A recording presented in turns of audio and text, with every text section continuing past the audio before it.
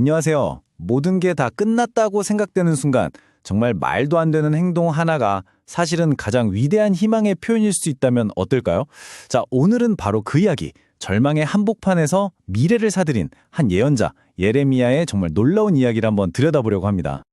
사실 이 이야기는 우리 모두에게 아주 근본적인 질문 하나를 툭 던져요. 모든 희망이 사라진 것처럼 보일 때, 바로 그럴 때 당신은 어떻게 행동하시겠어요? 오늘 이 질문에 대한 답을 한번 같이 찾아가 보시죠.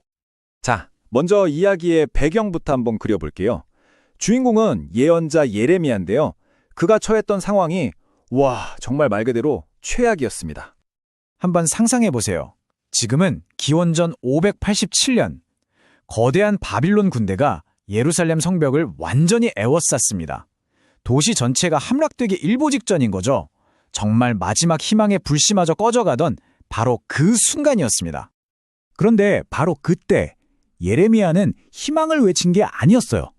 오히려 심판의 메시지를 전해야만 했죠. 이 성은 반드시 무너질 것이다. 모두가 외면하고 싶어하는 그 끔찍한 진실을 혼자서 외쳐야만 했던 겁니다. 아니, 나라가 망해가는 걸 지켜보는 것만으로도 끔찍한데 심지어 진실을 말했다는 이유로 시드기야 왕에 의해서 차가운 감옥에 갇히기까지 합니다. 이건 그야말로 사면초가 완전한 절망이었죠. 그런데요, 바로 이 절망의 맨 밑바닥에서 정말 이상한 일이 벌어집니다. 하나님이 예레미야에게 정말 도저히 이해할 수 없는 명령을 내리시거든요. 그 명령이 뭐였냐면요, 내 사촌 하나멜한테 가서 아나돗에 있는 밭을 사라 였습니다. 아니, 지금 감옥에 갇혀서 나라가 망하는 걸 보고 있는 사람한테 밭을 사라니요? 이보다 더 황당하고 비논리적인 명령이 또 있을까요? 자, 이 표를 한번 보세요. 현실과 명령이 얼마나 다른지 한눈에 보이죠? 현실은 지금 감옥에 갇혀 있고 도시는 포위됐고 70년 포로 생활이 코앞이라 미래가 아예 안 보여요. 그런데 명령은 뭐예요? 밭을 사고 부동산에 투자하고 마치 내일이 있는 것처럼, 미래가 있는 것처럼 행동하라는 거잖아요. 정말 말이 안 되는 극과 극의 상황인 겁니다. 그리고 이때 그가 지불한 돈이 얼마였냐면 바로 은 17세겔이었습니다. 은 17세겔. 이게 어느 정도 되는 돈이냐면요, 당시 평범한 노동자가 거의 2년 동안 꼬박 일해야 벌 수 있는 정말 어마어마한 돈이었습니다. 그러니까 이건 그냥 상징적으로 해본 그런 작은 행동이 아니었던 거예요. 거의 전 재산을 건, 누가 봐도 완전히 미친 짓, 어리석은 투자였던 거죠. 아니, 도대체 왜 이런 말도 안 되는 명령을 하신 걸까요? 자, 지금부터 이 비논리적으로만 보이는 행동 속에 숨겨진 그 강력한 상징적 의미를 한번 제대로 파헤쳐 보겠습니다. 이 수수께끼를 풀 수 있는 열쇠가 바로 고엘이라는 개념에 있습니다. 우리말로는 기업물을 자라고 하는데요. 이게 뭐냐면 잃어버린 가족의 땅을 가까운 친족이 다시 사들여서 가문의 유산과 그 연속성을 지켜야 하는 아주 중요한 의무를 말해요. 그러니까 예레미야의 행동은 단순한 부동산 거래가 아니라 가족의 미래를 지키는 신성한 의무를 다하는 행위였던 거죠.